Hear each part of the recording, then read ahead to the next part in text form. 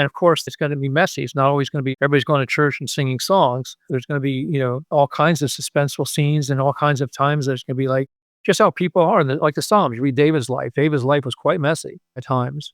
And other times he's singing the great high praises of God. And most believers can relate to that. This is the Faith and Family Filmmakers podcast, helping filmmakers who share a Christian worldview stay in touch, informed, and inspired. Quiet on set. Rolling. Today's host is Jaclyn Whitt. Welcome to the Faith and Family Filmmakers podcast. My name is Jaclyn, and today we're speaking with Dan Walsh. This is part 2 of our interview, so if you didn't catch the first one, please go back to the previous episode and take a listen. It's quite a crazy journey. We're speaking with a novelist who is now having 2 of his books turned into movies.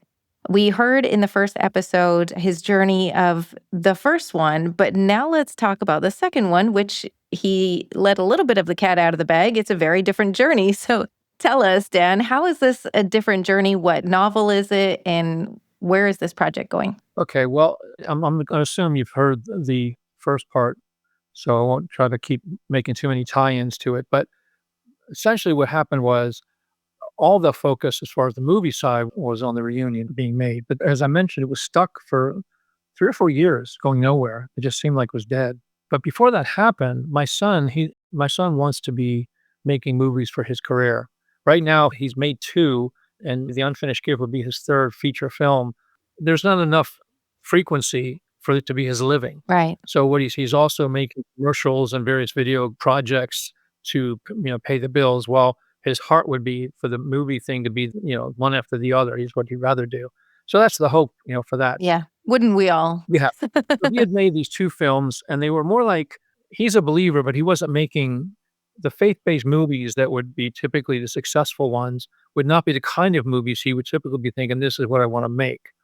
And so there's a movie came out some years ago called Fargo, the crime drama, and that's kind of more his friends. That's what they were wanting. So the first 2 movies he made were more like that. And I was fine with that. Obviously secretly in my heart, I was like, gosh, I wish he would, consider doing stuff with my books. But, I'm proud of him. I love him. I didn't push it, but he was very excited with all the reunion and stuff. Of course, he was just loving it. And all his friends were. They were like, I was like kind of like a rock star in some ways that, I was having. Right. Yeah. Yes.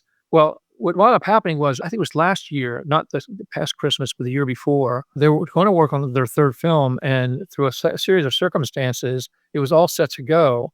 And it was still in the tail end of COVID, and something happened and the production got shut down. And they just had to all go home after being all ready to go. And he was kind of like, they were like, all of a sudden, they thought they were going to have their calendar, their dance card was all full for the next several months. And now so it ran into the holidays. So I just said to him as an idea, I said, hey, Isaac, I said, what do you think about giving a copy? I'll sign a copy of The Unfinished Gift and just give it as a gift. It was like Thanksgiving. Give it as a gift to your friends. And there were a couple of them, these guys that were like, they had kind of bonded together like David's friends. We're going to make they're all on the same age, and we want to make movies together and do it in a new way with kind of like a Christian value on the set and all that. So he sent them the books, and I don't know if he thought anything would come of it, but they got back with him kind of like the other guys did. And they're like, Isaac, why are we not doing this?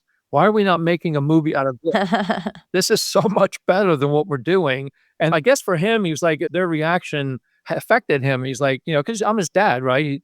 He loves me. He's happy for me, but it didn't dawn on him that. And so he kind of gave him a way to look at it in a new way. And in seeing it, he really fell in love with the idea of us working together and with his friends to develop this thing. And it has. And so he wound up writing the script, and he knocked it out of the park. I worked with him for 2 months on adapting the script. I learned quite a bit about adapting, working with Nick on the reunion project. And he had never adapted a script. He'd only written scripts fresh from ideas he had.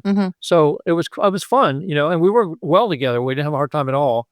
And by the end of it, when he went ahead, wrote the script, and I'm reading it, I'm like, how did you do that? Because it's a 250-page novel. We're down to a 110-page script. And I feel like I don't see hardly anything missing. Right. Wow. That's amazing. Yeah. Because it does happen a lot.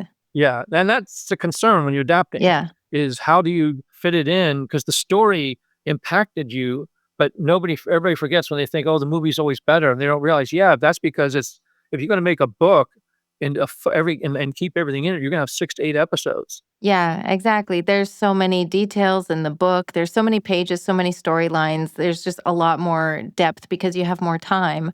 If you're going to cut that down to an hour and a half, something's got to give somewhere. Right. But so that his goal, of course, was, and I think this is probably the difference. His heart was to make me happy.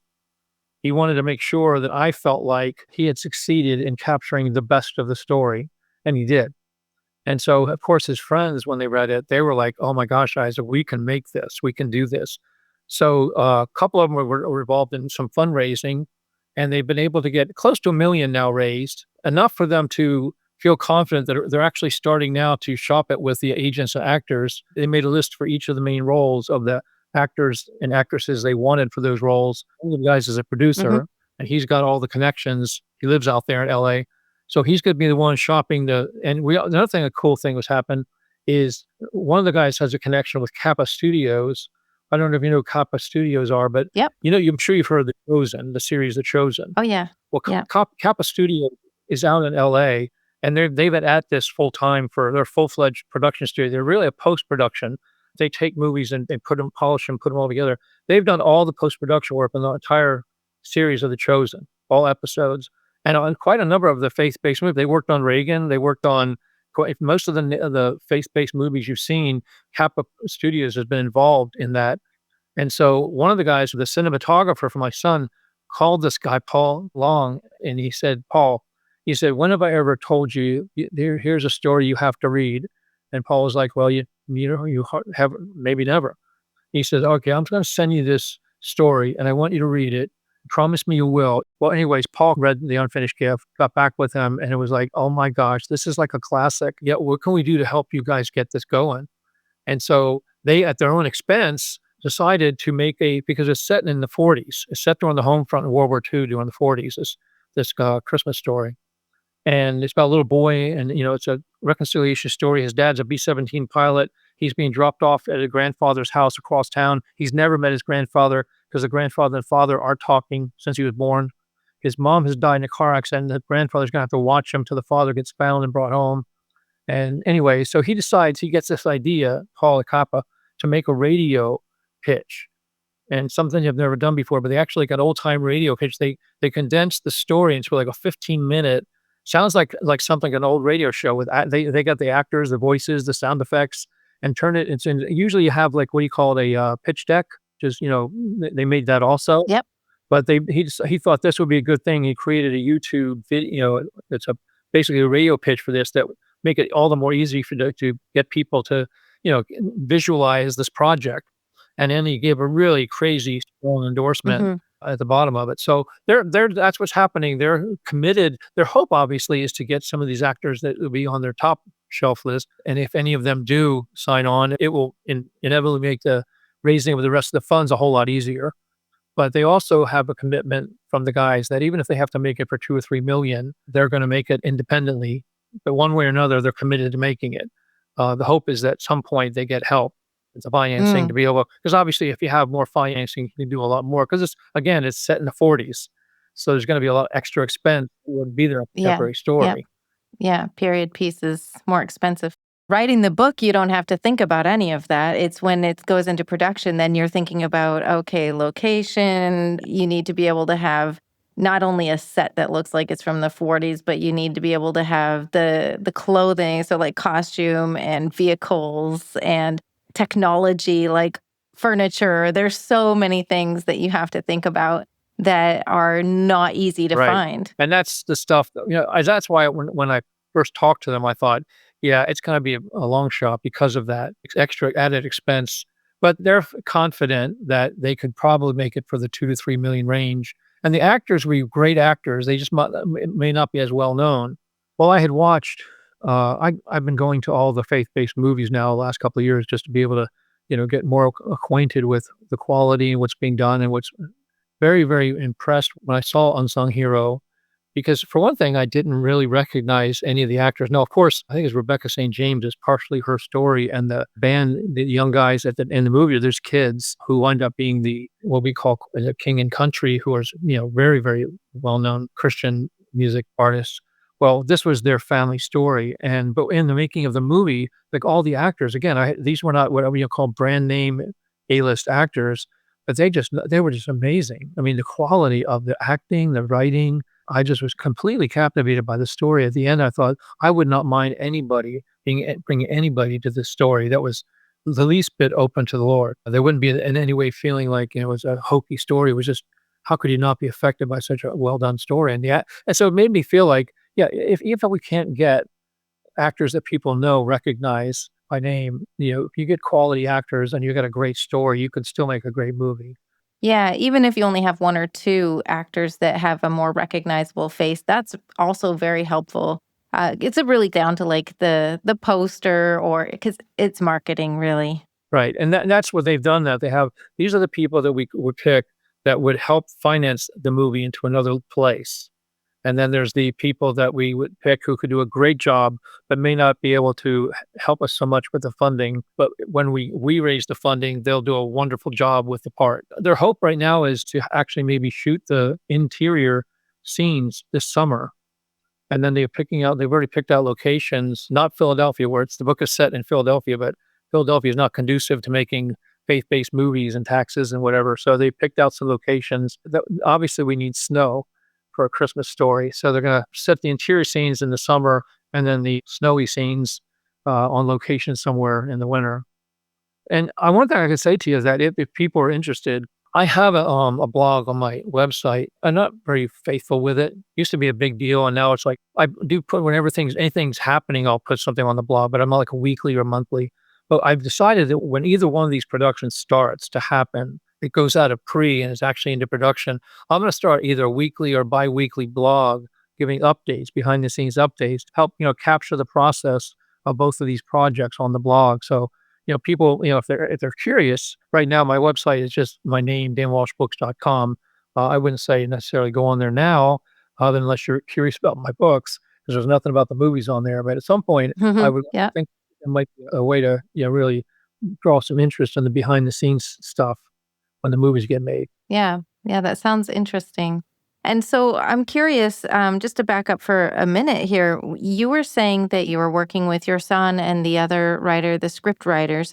How much involvement did you have with the script writing? A lot. Obviously, I had the good fortune in both cases where the script writers were interested in getting the script as close to the book as possible, because the books were award-winning bestsellers and they have a fairly big audience that will see it when it comes out. And obviously don't want all of these people to come opening weekend and then the thing they all say on social media is just nothing like the book. So there was a real interest in trying to get things close to the book. So we worked pretty close together. Obviously, for me, the hardest part was the way I write. A lot of what maybe would be helping my success is I write a lot and what the characters are thinking and feeling. It's not just the dialogue and the action and the scenes. So that you can't put that on screen very easily. So a lot of it is how can we take all of these Right.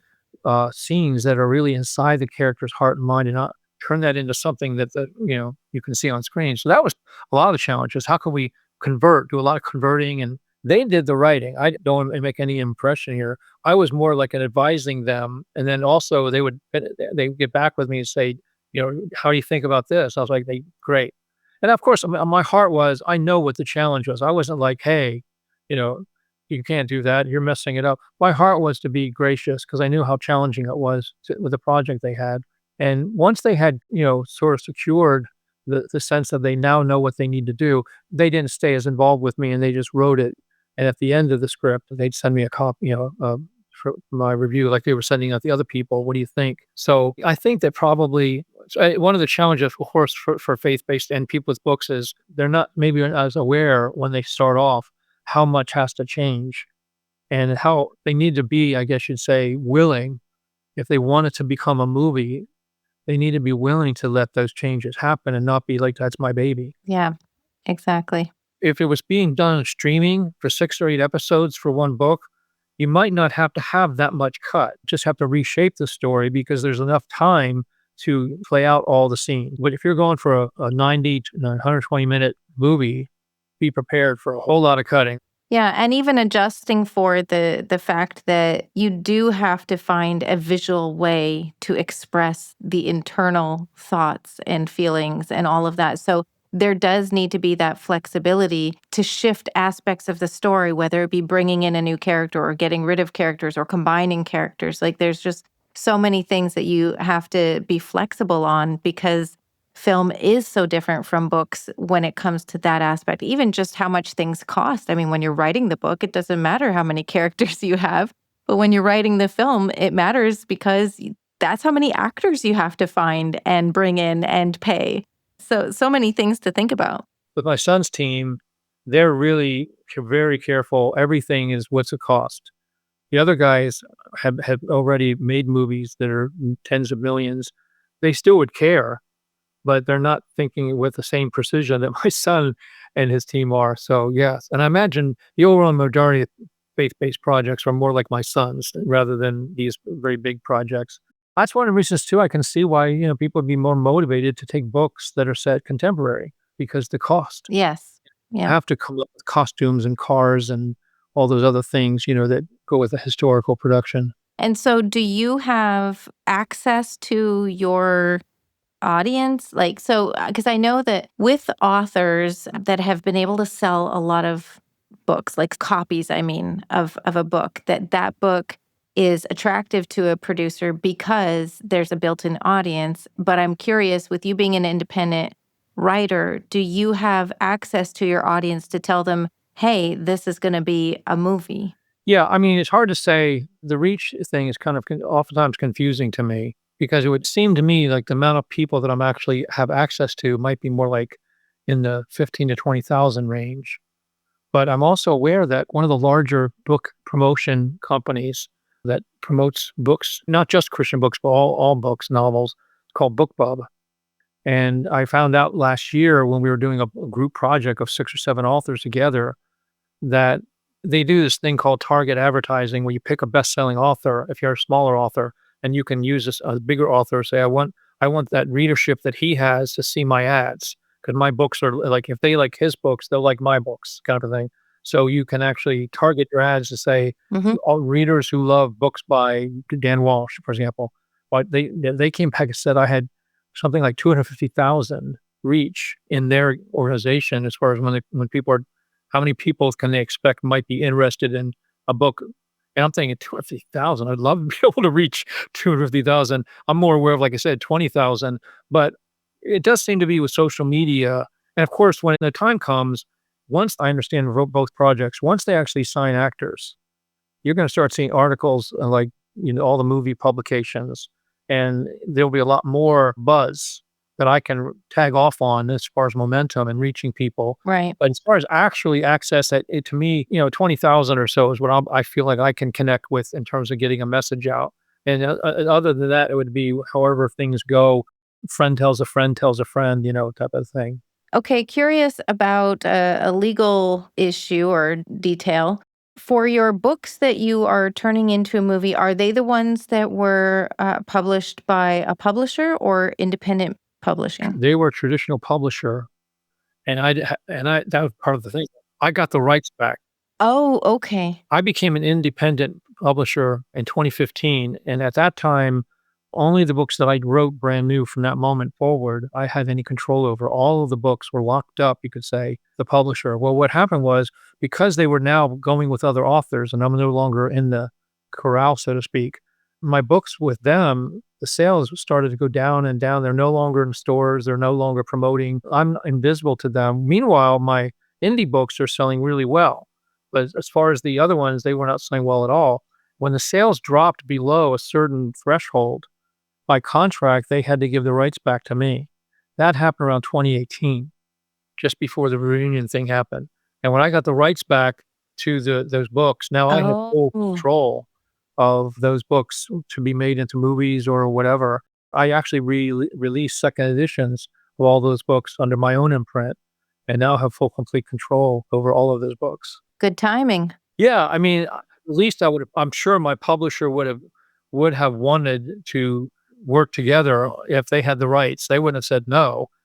they would have said, but I just wouldn't have had near as much of the income because I'd be splitting it. Well, turns out now all that income that would be from the publishing side will go to me. I won't have anybody I'll have to share with except hopefully my family and kids and grandkids, but we'll see, how that goes. But Well, I pray it's very lucrative and that it's a blessing for everyone involved. So tell us, where do you see God moving in your corner of the industry? Because you're kind of coming at it from a different perspective. And so I'm curious to see, where do you see God moving in the world, in the industry, and storytelling? well, I would say I've had some very discussions just like this with my son and his friends because they've kind of decided now they want to be, or even they want to even take one of my suspense books and turn it into a 6 to 8 episode streaming project. What they're saying, and I think this might be something, most of the faith-based movies that are being made have a very strong faith message in them, which obviously people who are already walking with the Lord would love. And then people who are not walking with the Lord, maybe not so much, unless they're being drawn to the Lord in their own heart, whatever. But what my son would say, and we've talked about this, what they hope to see, and I think this might be more of a trend, there's much more of an appetite for movies made by faith-based people that are, and instead of necessarily being necessarily a strong Christian message in the story would be the thing. And the difference would be instead of having credible Christians populate the main characters, so that they're like, for example, my suspense novels, that was exactly the whole goal of it. I wanted to write, I love reading suspense novels, but all the heroes and characters in all the suspense books I read are people who are kind of profane and kind of difficult and they're sleeping around and they're not nice people.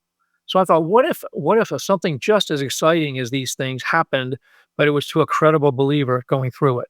And how would they react to all the things going through that suspense story?